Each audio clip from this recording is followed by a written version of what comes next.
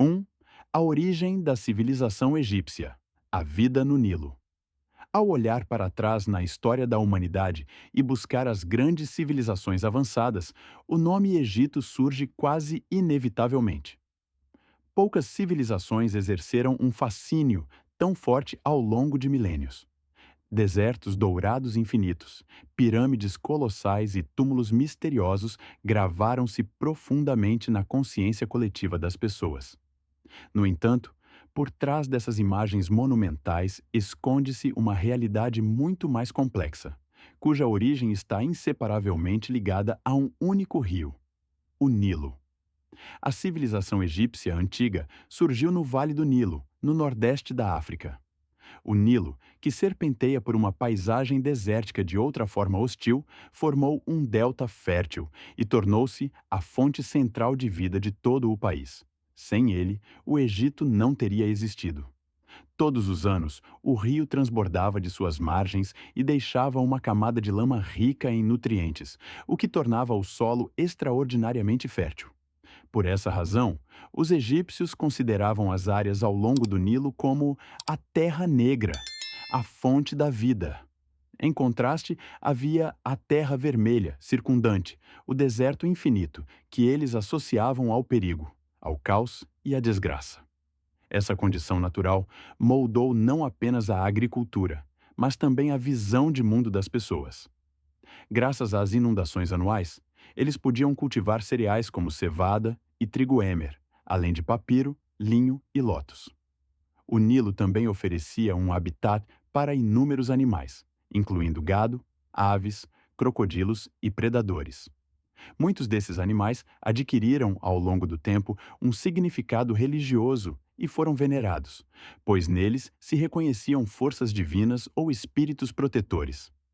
Especialmente o falcão e o gado ocupavam uma posição central na crença dos egípcios. A sociedade do Egito era fortemente dependente da agricultura. A grande maioria da população consistia em camponeses que adaptavam suas vidas ao ritmo do Nilo. Além deles, havia artesãos, enquanto os escravos constituíam apenas uma parcela comparativamente pequena. No topo da ordem social estavam o faraó, cujo título significava literalmente a grande casa, bem como os sacerdotes e a nobreza. O faraó era visto não apenas como um governante político, mas também como uma figura divina que mediava entre os homens e os deuses. O cotidiano das pessoas era simples, mas ordenado. Viviam em casas de tijolos de barro, usavam roupas leves de linho e alimentavam-se principalmente de pão, cerveja, vegetais e frutas. O trabalho e a vida estavam intimamente ligados à natureza, e qualquer desvio do ciclo habitual do Nilo era entendido como um sinal de alerta. Nessa dependência do meio ambiente, desenvolveu-se uma profunda consciência de ordem e estabilidade, que mais tarde se tornaria o núcleo da cultura egípcia.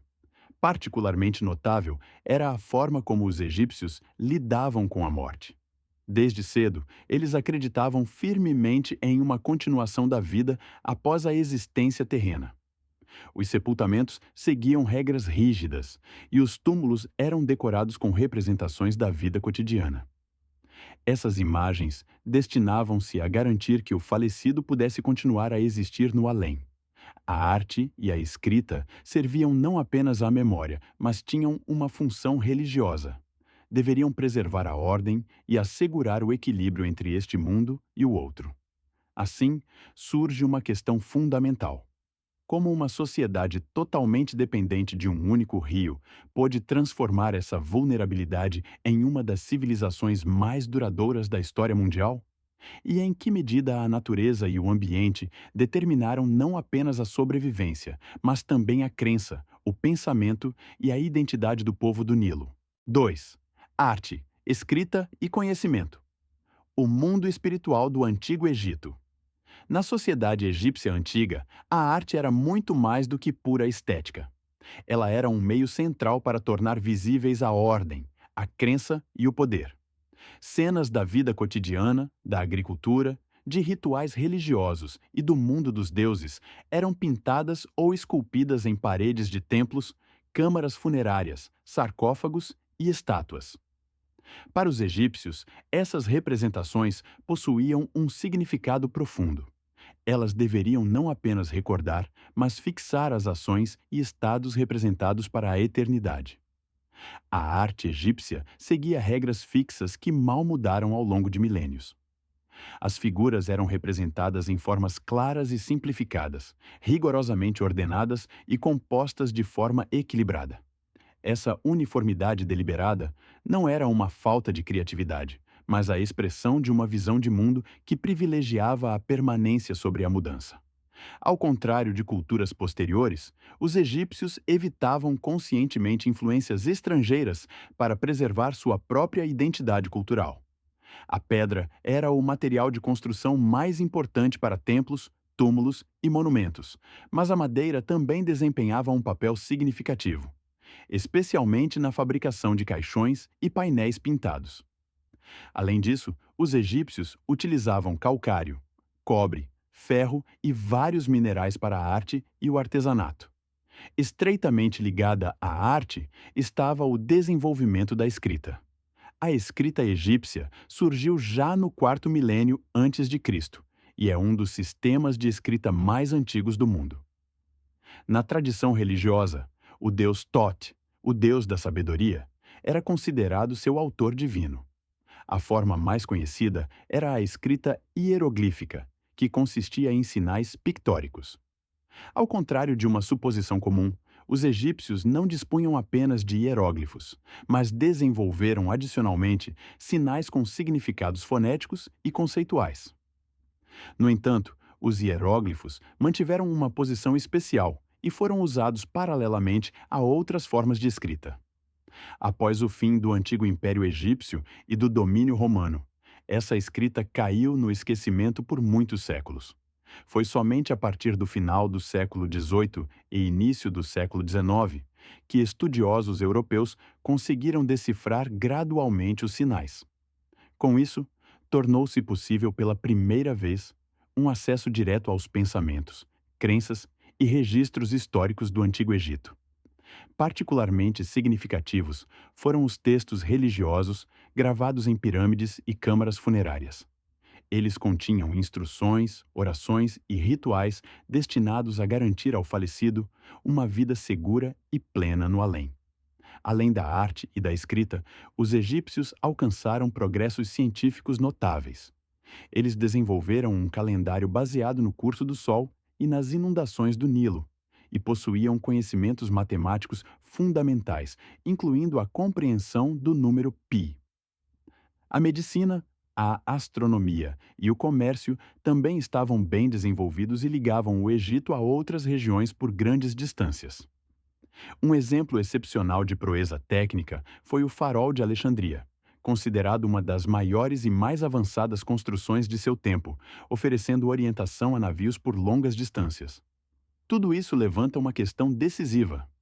Como uma sociedade moldada essencialmente pela agricultura e pelo pensamento religioso pôde desenvolver um nível tão alto de conhecimento e competência técnica? E qual papel a crença no além e o desejo de imortalidade desempenharam no florescimento do legado espiritual do Antigo Egito? 3. Mitologia e religião. O mundo dos deuses egípcios. No Antigo Egito, a religião não era uma área isolada da vida, mas o alicerce sobre o qual repousavam a sociedade, a política e a compreensão do mundo. Os deuses determinavam não apenas os eventos naturais e o destino das pessoas, mas também a legitimidade do poder. O faraó era visto como o mediador entre o mundo divino e o humano, e ao mesmo tempo como a personificação terrena do poder divino. Sua tarefa consistia em preservar a ordem cósmica e manter o equilíbrio entre o caos e a harmonia. A religião egípcia era marcada por uma multiplicidade de divindades locais, cujos mitos se misturaram ao longo do tempo. Apesar dessa diversidade, cristalizaram-se três grandes correntes religiosas que moldaram o pensamento dos egípcios por séculos: o culto solar em torno do deus Ra, o culto dos mortos em torno de Osíris e o culto real em torno de Horus. Esses sistemas de crença não existiam separadamente, mas influenciavam-se mutuamente e fundiam-se em muitas concepções. Ra, o deus do sol, ocupava uma posição de destaque. Para os egípcios, o sol era a fonte de toda a vida. E Ra era venerado como o Deus Supremo, como a origem da ordem divina. Ele era considerado o criador do mundo e o ancestral de inúmeras outras divindades. Nas concepções religiosas, Ra viajava diariamente pelo céu e pelo submundo para trazer a luz repetidamente ao mundo. Essa jornada diária simbolizava o ciclo incessante de vida, morte e renovação. Osíris, por outro lado, personificava o mundo dos mortos e a esperança de renascimento. Sua origem não é descrita de forma unívoca nos mitos, mas sua importância cresceu constantemente ao longo do tempo. Osíris era venerado como o Senhor do Além e considerado o garantidor de uma continuação da vida após a morte. Entre os seguidores do culto de Ra e os do culto de Osíris, desenvolveu-se ao longo de muitas gerações uma tensão religiosa que é parcialmente entendida como um conflito de fé silencioso. Enquanto Ra era associado a influências estrangeiras, muitos nativos viam em Osíris uma divindade mais próxima de suas próprias concepções. Horus desempenhava um papel especial, pois unia diferentes concepções religiosas. Originalmente, Horus era um deus do céu e símbolo do poder real, representado como um falcão. Um olho representava o sol, o outro, a lua. Ao longo do tempo, surgiram diferentes formas de manifestação de Horus. Por um lado, existia Horus, o velho; por outro, Horus, o jovem, considerado filho de Osíris e Ísis. Através desse desenvolvimento, Horus tornou-se o herdeiro divino de Osíris e, ao mesmo tempo, o deus protetor do faraó. Uma das narrativas mais conhecidas da mitologia egípcia é o conflito entre Horus e Sete. Sete, o deus do deserto, das tempestades e do caos, matou Osíris e usurpou o trono. Horus enfrentou-o para vingar a morte de seu pai e restaurar a ordem divina. Essa luta simbolizava para os egípcios o eterno contraste entre ordem e caos. Em algumas tradições, o próprio Horus é entendido como o renascimento de uma divindade mais antiga, o que sublinha o caráter cíclico da visão de mundo egípcia. Além dessas divindades centrais, existia um vasto panteão de outros deuses. Ísis era considerada a deusa da magia, da cura e da maternidade, desempenhando um papel decisivo em assegurar o trono para Horus.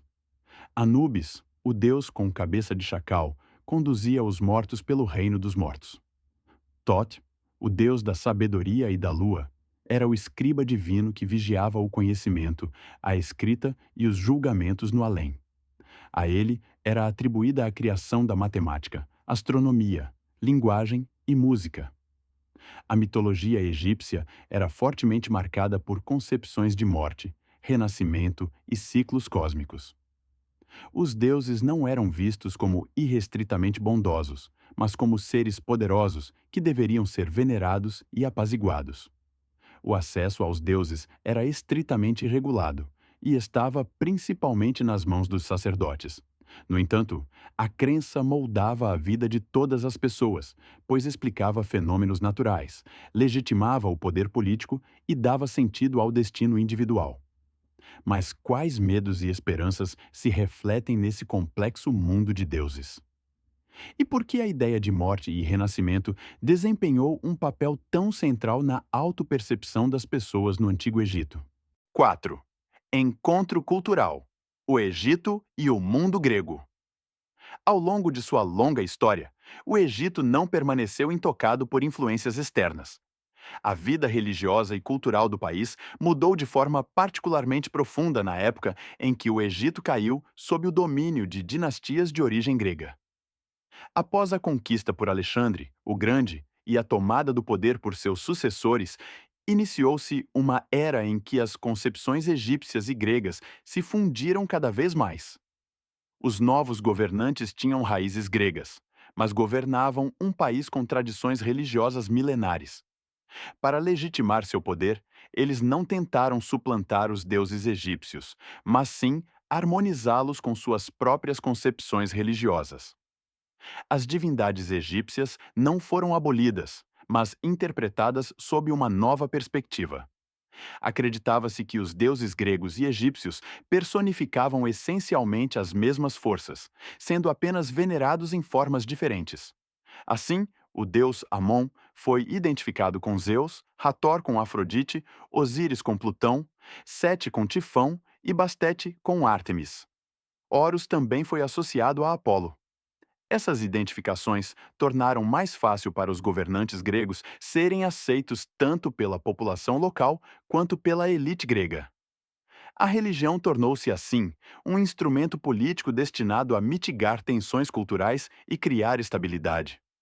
Uma figura particularmente significativa desta época foi Sarapis.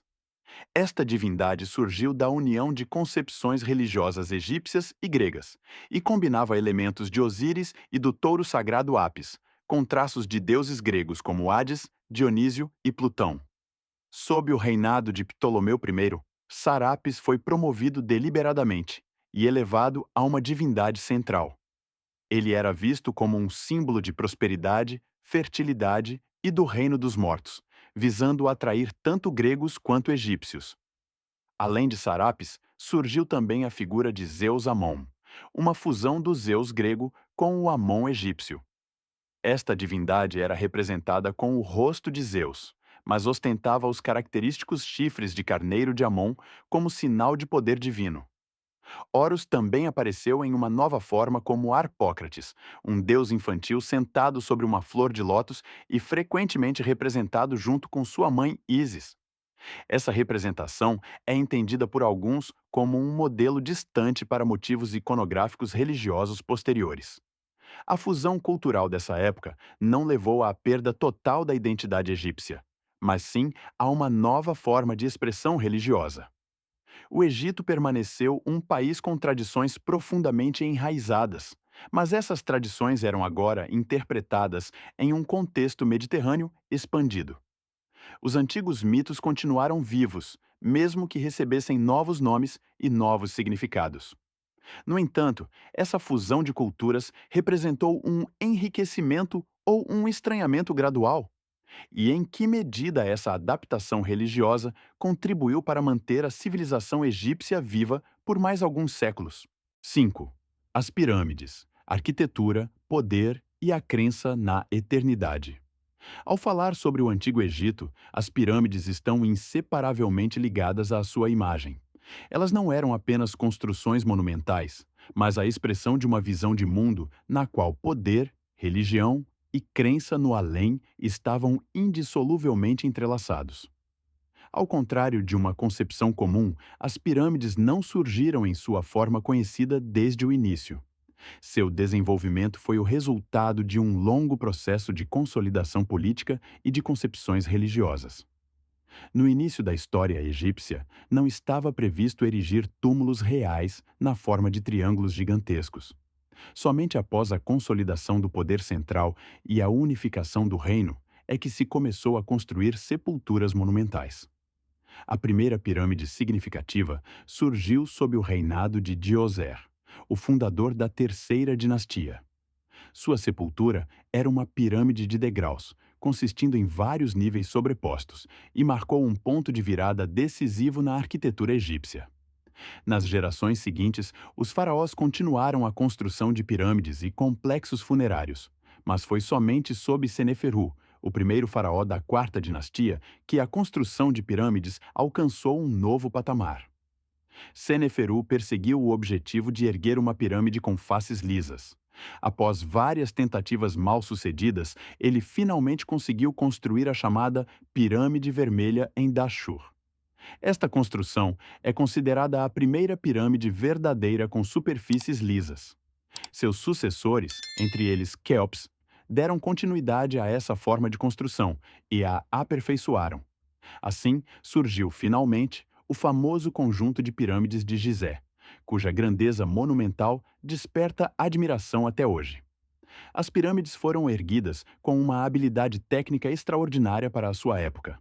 Embora os egípcios não conhecessem materiais aglutinantes como a argamassa no sentido moderno, conseguiram processar e unir blocos de pedra gigantescos com tamanha precisão que, até hoje, eles se sobrepõem quase sem frestas. Muitos pesquisadores acreditam que a inclinação especial das pirâmides, que é de cerca de 52 graus, desempenhou um papel decisivo em sua estabilidade. Este ângulo é frequentemente visto como um ângulo natural que também ocorre em outros fenômenos físicos, e poderia ser uma razão pela qual as pirâmides sobreviveram aos milênios.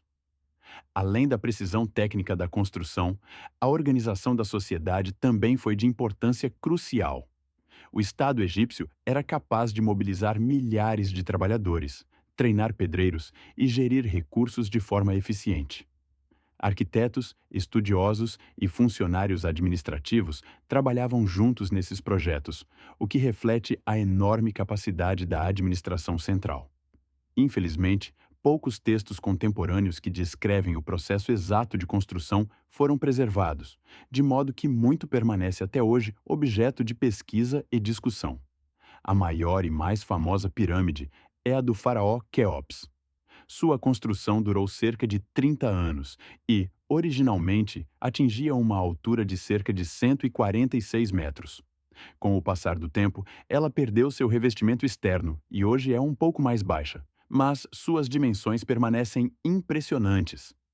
Para os egípcios, as pirâmides não eram meras sepulturas. Eles acreditavam que o faraó deveria continuar a trabalhar mesmo após a morte e que a pirâmide deveria ajudá-lo a superar o estado penoso após o seu renascimento. Os degraus e estruturas da pirâmide eram vistos como uma espécie de auxílio para a ascensão, conduzindo o rei para junto dos deuses.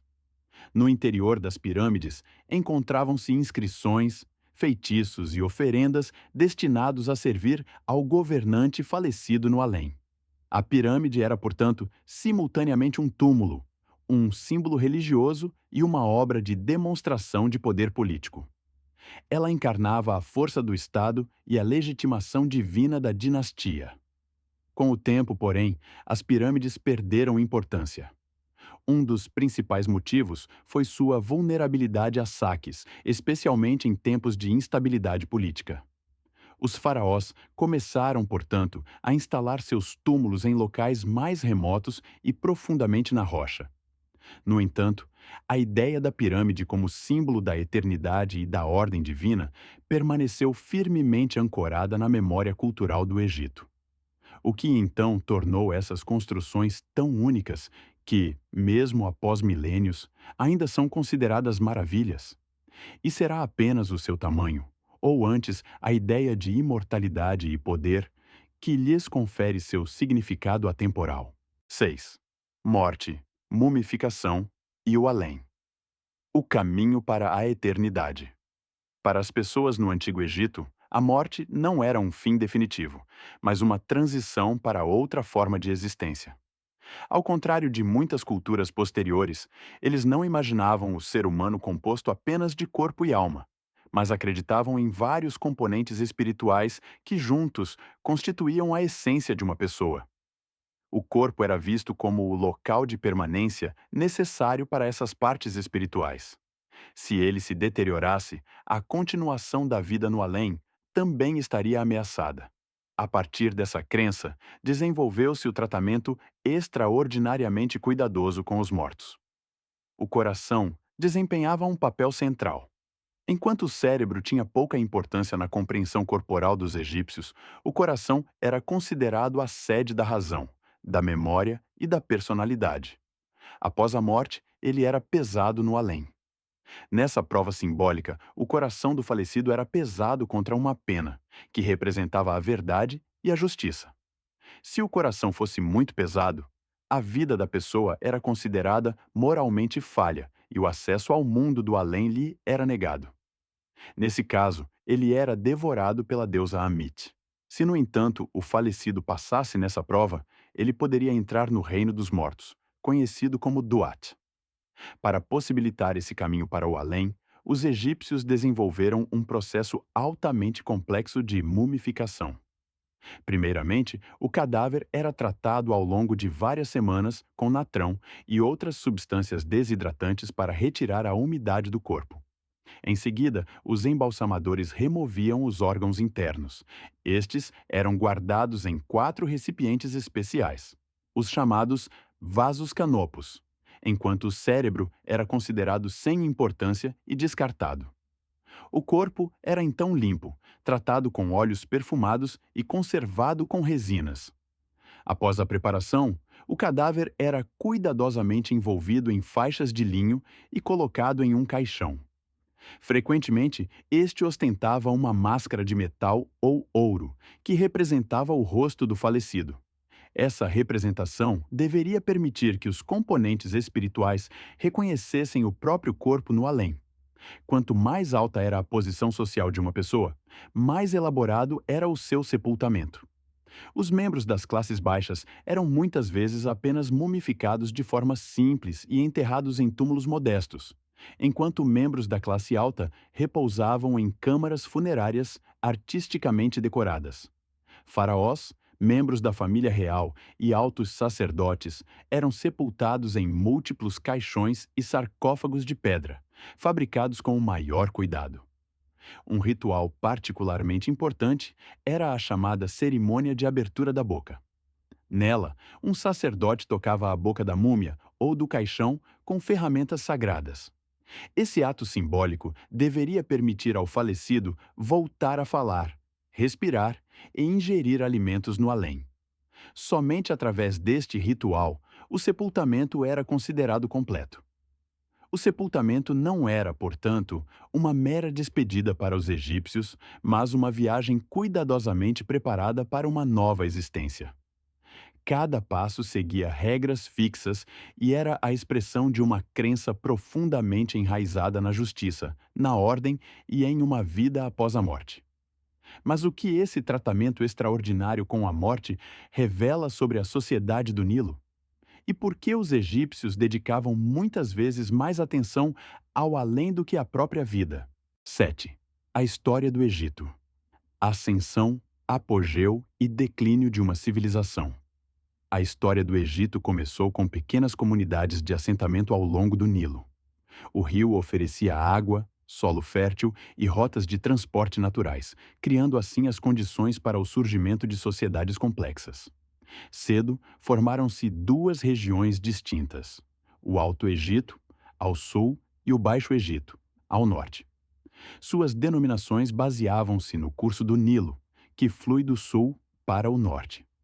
Durante muito tempo, essas 2 áreas existiram independentemente uma da outra, até que foram finalmente unificadas sob o reinado do faraó Narmer. Com essa unificação, surgiu a primeira dinastia do Egito, e Mênfis desenvolveu-se como o centro político do reino. Após as 2 primeiras dinastias, o Egito entrou na época do Império Antigo. Este tempo é considerado uma fase de estabilidade e poder centralizado. O faraó dispunha de autoridade quase ilimitada, e o Estado era forte o suficiente para realizar projetos de construção monumentais, como as pirâmides de Gizé e a Grande Esfinge. Essas construções tornaram-se símbolos duradouros do poder e da autopercepção religiosa dos governantes egípcios. O Império Antigo é, por isso, frequentemente chamado de a Era de Ouro das Pirâmides. No entanto, com o tempo, a autoridade central começou a ruir. Governantes regionais ganharam influência e o reino entrou em uma fase de instabilidade política conhecida como Primeiro Período Intermediário. Dessa crise, desenvolveu-se o Império Médio. Os faraós desta época esforçaram-se para restaurar a ordem estatal e apostaram fortemente na expansão de templos, infraestrutura e obras públicas. Ao mesmo tempo, o Egito começou a expandir sua influência para o sul, no território da Núbia. Em comparação com as conquistas monumentais do Império Antigo, o Império Médio apareceu de forma menos espetacular em termos arquitetônicos, mas culturalmente foi de grande importância. Nesse período, surgiram importantes textos religiosos, entre eles os chamados Textos dos Sarcófagos, considerados precursores do Livro dos Mortos. As instalações funerárias tornaram-se mais artísticas, embora mais modestas, já que os recursos do Estado eram mais limitados. Por fim, desastres naturais, fomes e epidemias levaram a um novo enfraquecimento do poder central, e o Egito caiu no segundo período intermediário. Durante esta fase, o país foi temporariamente dominado por governantes estrangeiros, os Hyksos.